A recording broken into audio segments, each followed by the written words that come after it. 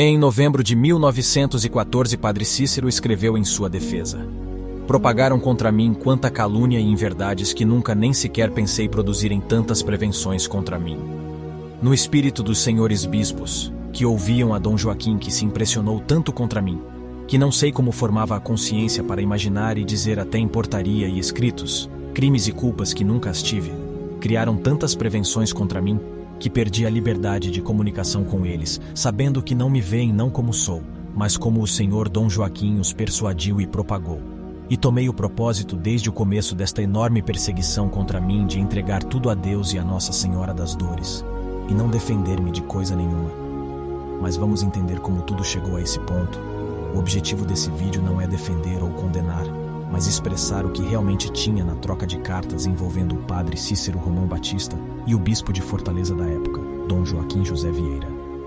No dia 23 de outubro de 1984, Dom Joaquim vai a Juazeiro e benze a nova capela de Nossa Senhora das Dores, e após isso escreve no livro do tombo da paróquia de Nossa Senhora da Penha, em Crato.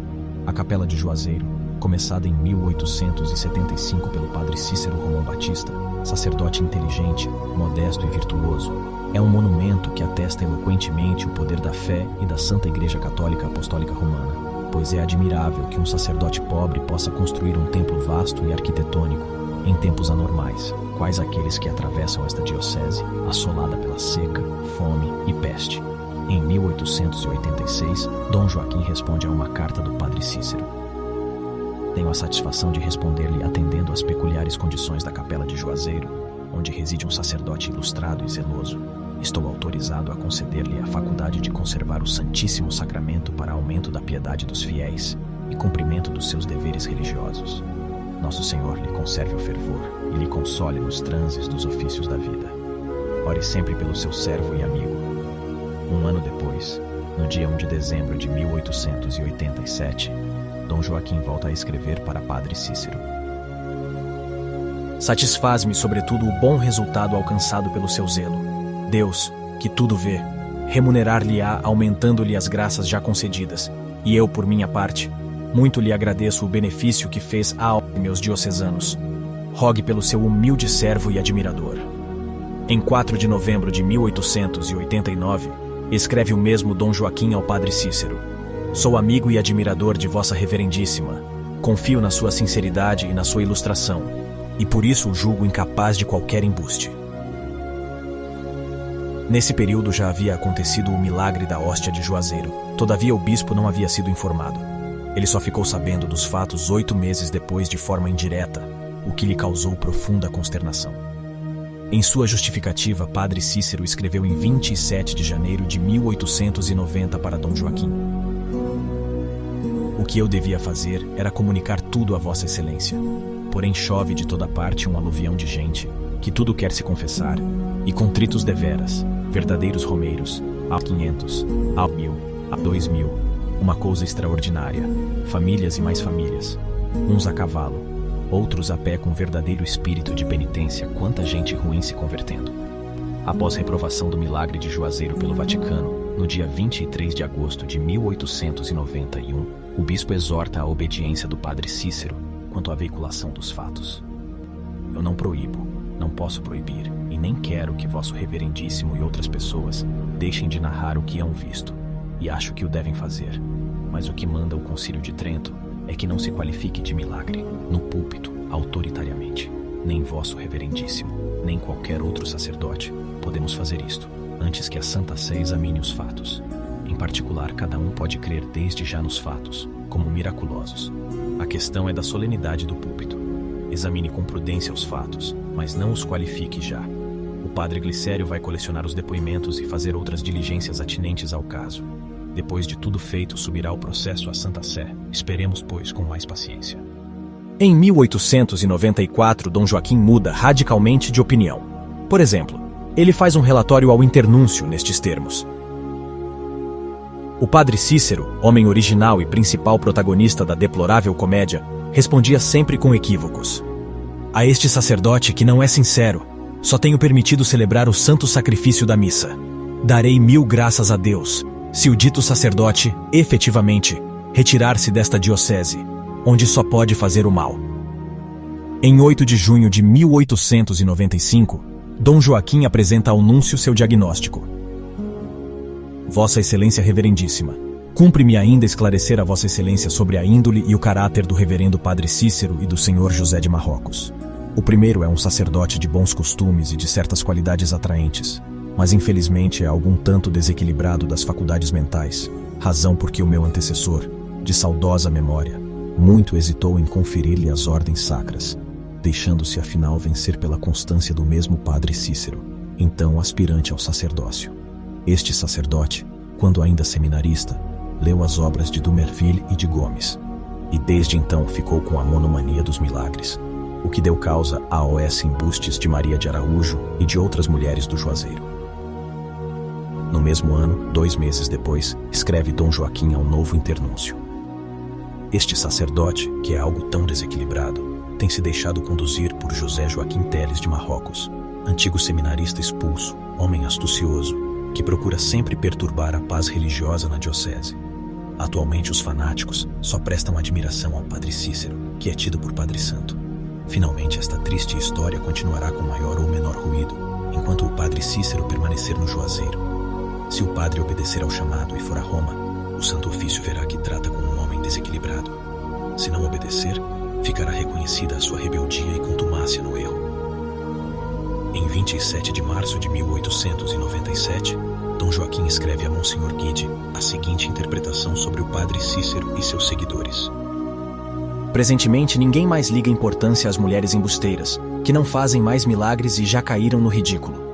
Todo o fanatismo agora se concentra na pessoa do Padre Cícero, que os ignorantes apelidaram por Padre Santo. É um segundo Antônio Conselheiro que tem o dom de fanatizar as classes ignorantes. Cumpre-me cientificar a Vossa Reverendíssima que nesta diocese os casos de desequilíbrios das faculdades mentais são frequentes e ocasionais, e quase todos se manifestam por tendências para o maravilhoso, não sendo estranha a essa tendência uma boa parte do clero. Isto devido ao Dr. Ibiapina, homem ilustrado em ciências jurídicas, mas supersticioso, que resolvendo ordenar-se, conseguiu esta graça sem estudar teologia, e depois saiu a pregar pelos sertões de Pernambuco e do Ceará, demorando-se mais nesta diocese, onde muito contrariou o meu antecessor de saudosa memória, o senhor Dom Luís. O Padre Cícero, o senhor José de Marrocos e outros foram discípulos deste doutor Padre Ibiapina. Daí vem em parte a história do Juazeiro.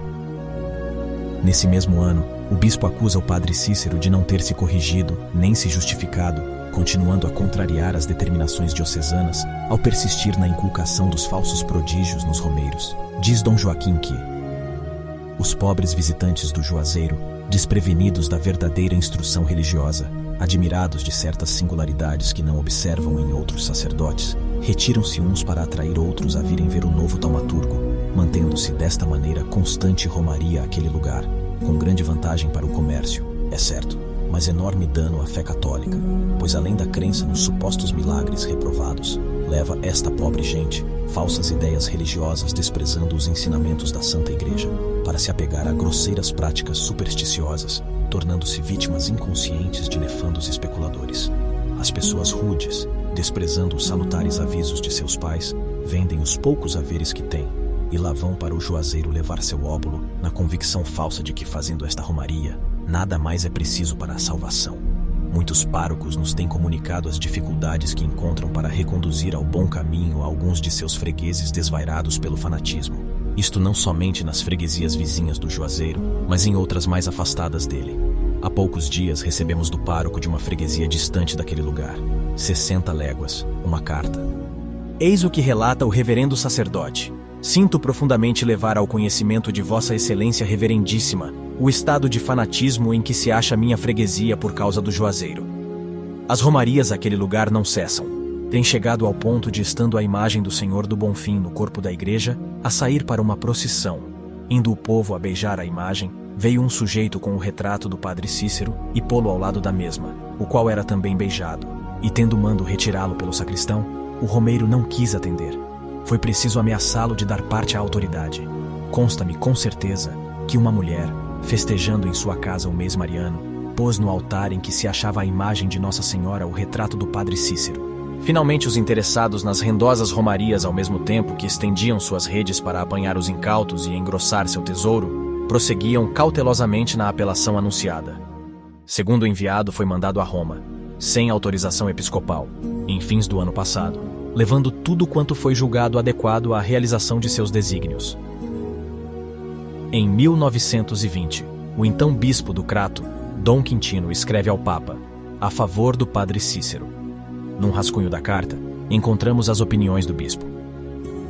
Este sacerdote, poucos meses de sua ordenação, em 1870, foi residir naquela cidade, Juazeiro, que era nesse tempo uma simples povoação, e ali se dedicou com zelo edificante e abnegação, exclusivamente e sem remuneração pecuniária, ao serviço das almas, com reconhecido proveito das almas. Exercia o seu ministério com edificação dos fiéis e agrado do superior, que depositava nele toda a confiança. As suas ideias e sentimentos a respeito da religião e da igreja eram tidos por muitos por puros, como eram e ainda são puros os seus costumes particulares. Anos mais tarde foi infelizmente vítima de seus estudos de teologia ascética e mística, tornando-se parte saliente dos célebres milagres eucarísticos de Juazeiro. Outros bispos se pronunciaram também naquela época.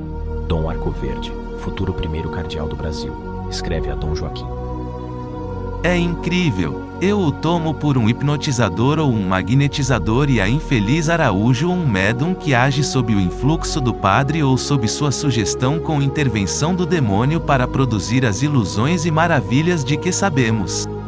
Suponho que ele tem já desobedecido a ordens expressas de Vossa Excelência, conservando em sua própria casa a companheira de suas experiências de magnetismo e do moderno hipnotismo. Além de ser proibido pela Igreja que um padre se dê a essas experiências e com uma mulher que tem consigo, cresce de ponto a temeridade e a insubordinação sacrilega de fazerem-se semelhantes experiências com gravíssimo desacato de Jesus Cristo sacramentado e abuso da credibilidade do povo simples e ignorante exposto a adorar sangue de galinha, de gato, de porco, etc.